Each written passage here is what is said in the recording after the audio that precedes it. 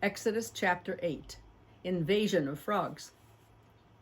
Then the Lord said to Moses, "Go to Pharaoh and tell him, this is what the Lord says.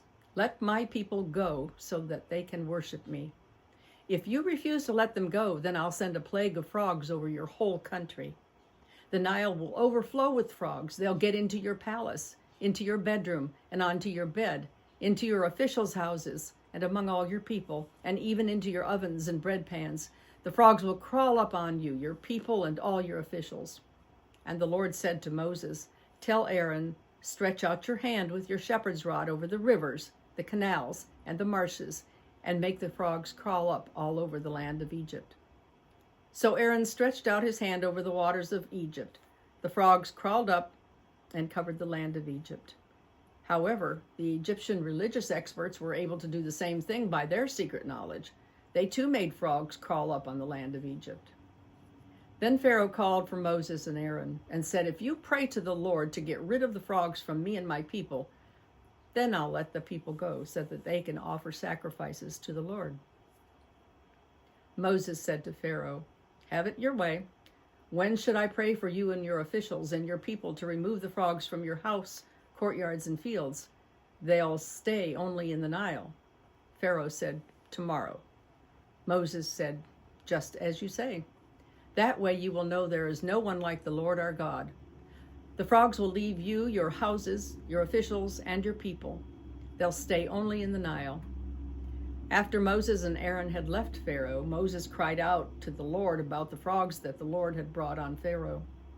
The Lord did as Moses asked. The frogs died inside the houses, out in the yards, out in the fields.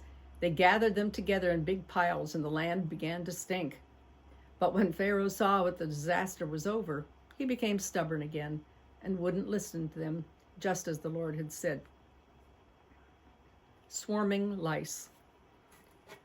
Then the Lord said to Moses, "Tell Aaron, stretch out your shepherd's rod and hit the land's dirt so that lice appear in the whole land of Egypt."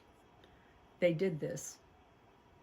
Aaron stretched out his hand with his shepherd's rod, hit the land's dirt, and lice appeared on both people and animals. All the land's dirt turned into lice throughout the whole land of Egypt. The religious experts tried to produce lice by their secret knowledge, but they weren't able to do it. There were lice on people and animals. The religious experts said to the Pharaoh, "This is something only God could do." But Pharaoh was stubborn and he wouldn't listen to them, just as the Lord had said. Insects fill Egypt.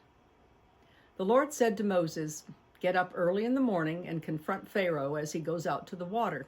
Say to him, 'This is what the Lord says. Let my people go so that they can worship me. If you refuse to let my people go, I'll send swarms of insects on you, your officials, your people, and your houses. All Egyptian houses will be filled with swarms of insects and also the ground that they cover. But on that day I'll set apart the land of Goshen where my people live. No swarms of insects will come there, so you will know that I, the Lord, am in this land. I'll put a barrier between my people and your people. This sign will happen tomorrow." The Lord did this. Great swarms of insects came into the houses of Pharaoh and his officials and into the whole land of Egypt. The land was ruined by the insects. Then Pharaoh called in Moses and Aaron and said, "Go offer sacrifices to your God within the land." Moses replied, "It wouldn't be right to do that, because the sacrifices that we offer to the Lord our God will offend Egyptians. If we openly offer sacrifices that offend Egyptians, won't they stone us to death?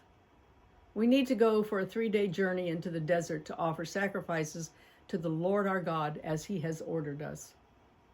So Pharaoh said, "I'll let you go to offer sacrifices to the Lord your God in the desert, provided you don't go too far away and you pray for me."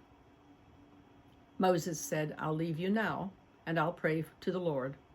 Tomorrow the swarms of insects will leave Pharaoh, his officials, and his people.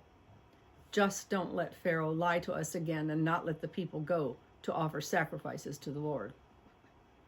So Moses left Pharaoh and prayed to the Lord. The Lord did as Moses asked and removed the swarms of insects from Pharaoh, from his officials, and from his people. Not one insect remained. But Pharaoh was stubborn once again, and he wouldn't let the people go.